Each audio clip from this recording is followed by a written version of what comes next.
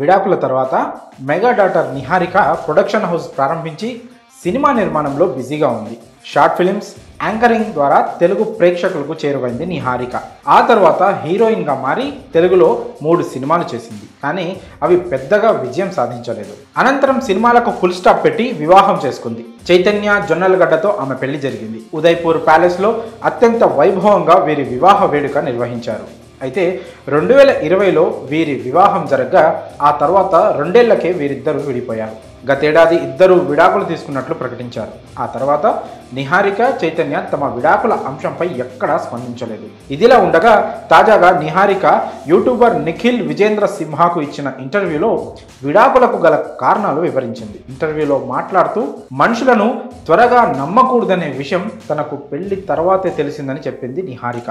అంతేకాక పెళ్లికి ముందు తల్లిదండ్రుల మీద ఆధారపడదామని, కానీ వివాహం తర్వాత తప్పుడు వ్యక్తి మీద ఆధారపడితే జీవితం నాశనం అవుతుందని చెప్పుకొచ్చింది.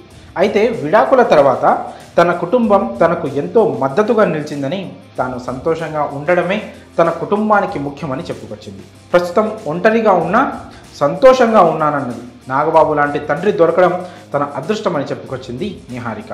అంతేకాక తనకు ఇప్పుడు కేవలం 30 ఏళ్లే అని, భవిష్యత్తులో 2వ పెళ్లి చేసుకునే అవకాశం ఉందని చెప్పింది. అయితే తాజాగా ఈ వీడియోపై నిహారిక మాజీ భర్త చైతన్య జొన్నలగడ్డ స్పందించి షాకింగ్ కామెంట్స్ చేశారు.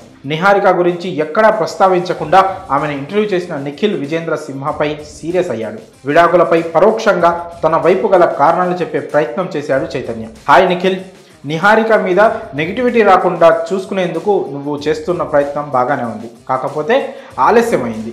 వ్యక్తిగత సమస్యలను ఎదుర్కోవడం అంత సులభం కాదని నాకు తెలుసు. కానీ ఈ ప్లాట్ఫామ్ వేదికగా మీరు పరోక్షంగా బాధితురాలు అనే ట్యాగ్ క్రియేట్ చేసే ప్రయత్నాలు మానుకోండి అని సూచించాడు. నిఖిల్ ఇలా చేయడం ఇది 2వసారి అని చెప్పుకొచ్చాడు చైతన్య. విడాకుల విషయంలో బాధ, దానిలో నుంచి బయటపడడం అనేది 2 వైపులా ఒకే విధంగా ఉంటుంది. కాకపోతే ఆ బాధ నుంచి ఎలా బయటపడ్డామనే దాని గురించి మాట్లాడితే ఇది జనాలకు ఉపయోగపడుతుంది.